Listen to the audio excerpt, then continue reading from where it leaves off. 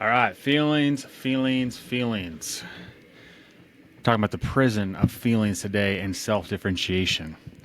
So, welcome to my podcast, my show here, talking about Bowen family systems, ways that you can become a more well-defined self in the context of thinking in systems, thinking from the emotional unit that you come from, the family system that you grew up in, or the family system that you've married into, and how to continue to become a more effective, well-defined self. So the goal is to help you shift from being ruled by your feelings today, thinking in systems, knowing your guiding principles, and taking action in alignment with them. So I'm going to go over 3 points today. Number 1 is the Western world's obsession with feelings. 2, thinking in systems, where feelings come in from, where they actually come from, and how to work with them. And 3, guiding principles over feelings. So that first point, the Western world's obsession with feelings. Feelings are treated as the ultimate truth in Western society. If you feel it, it must be true. If you feel it, it must be reality. It must be true. It must be the most important aspect of what's happening. But feelings are not facts. They are data points. So at no point I want you to take away from this episode that I'm saying that feelings don't matter.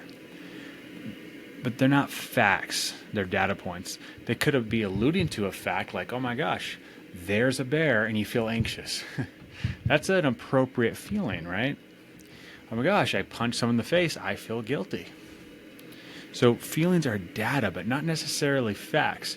You might feel guilty for standing up for yourself when you're not used to. And it's important that you didn't stand up for yourself in the family system you're from, i.e. an alcoholic family. Because alcohol and feeling differently was most important, so you need to be not getting in the way. So again, feelings are not facts, they are data points. And they're shaped by family unit and the society expectations. So here's a real barrier to people's transformation into their growth. People chase feelings instead of living by their principles, their values, their visions, their goals. And I'll talk more about your guiding principles and why they're so important to articulate and get clear about, especially if you grew up in the Western world.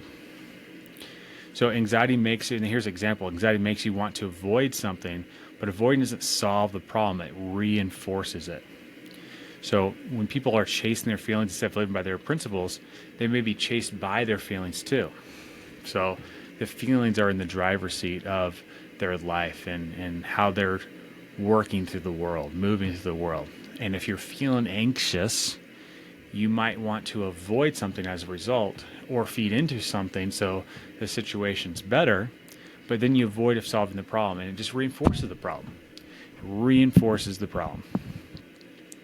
Last thing about the Western world, especially with pop psychology and therapy in general, there's this weird obsession of you got to feel it to heal it.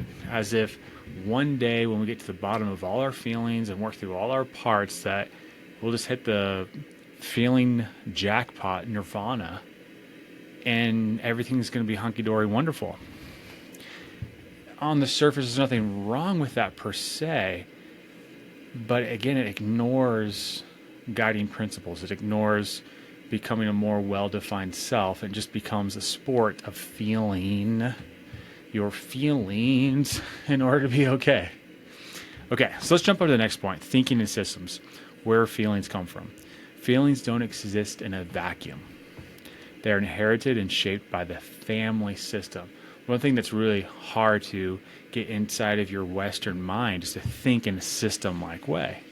Instead of thinking of yourself as the unit, which you are an entity, you are a self. It helps to really think as the unit, as the family system, the system you come from as the unit, or the new system you're in as the unit, the marriage you're in as the unit. And when you can start to think about that, you can start to self-differentiate from it, staying connected but also having some separateness, which is healthy as an individual to be in a system. However, a lot of times because of systems, people will enmesh themselves to individuals within the system, so the anxiety of the system stays low, but really it doesn't, and no problems are solved when you do that. Or they totally cut themselves off, which in the short term helps, but long term you stay stuck. So feelings don't exist in a vacuum. They are inherited and shaped by the family system. In Bowen theory, anxiety spreads through families like electricity, or like a flock of birds. Right? One bird gets scared by something, the rest of the birds follow that bird. One person gets anxious and it spreads. So again, thinking in systems, right? You absorb your husband's anxiety, and once you absorb it and take it on, he feels less anxious, and then you pass it on to your child, et cetera, et cetera, et cetera. So ask yourself, is this feeling really mine?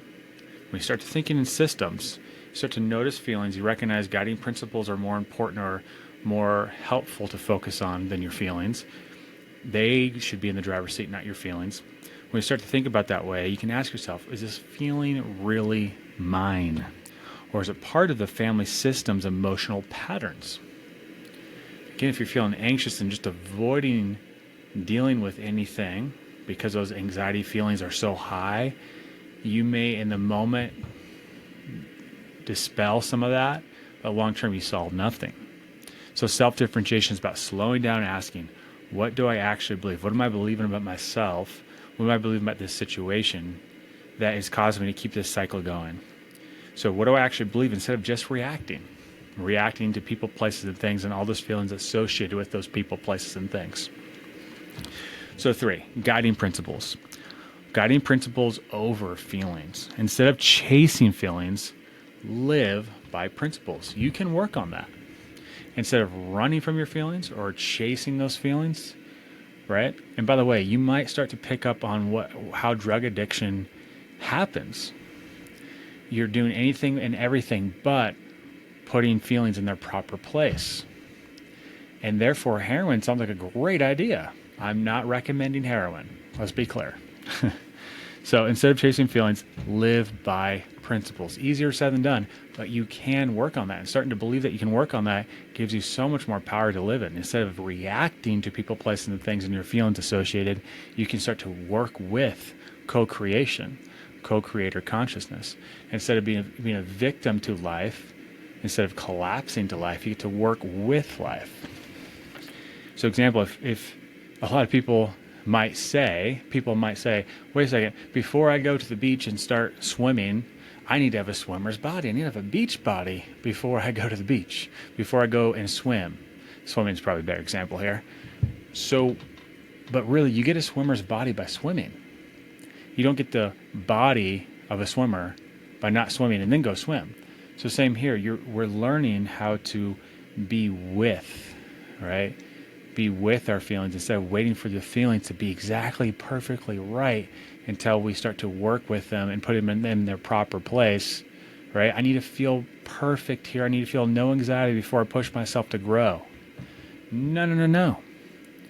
You need to learn to regulate your own emotions, your own anxiety, and not wait for people, places, and things and your own anxiety to feel a certain way in order for you to move forward, right? So you got to swim to get a swimmer's body. You got to start to practice this and actually believe that you can live by your principles instead of waiting for your feelings to feel a certain way before you start to manage them or put them in their proper place, put them in the passenger seat, and you get in the driver's seat with your guiding principles.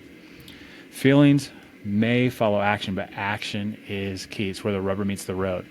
It's the practice of this, discipleship of this, the discipline of slowing down and working with life instead of life working you.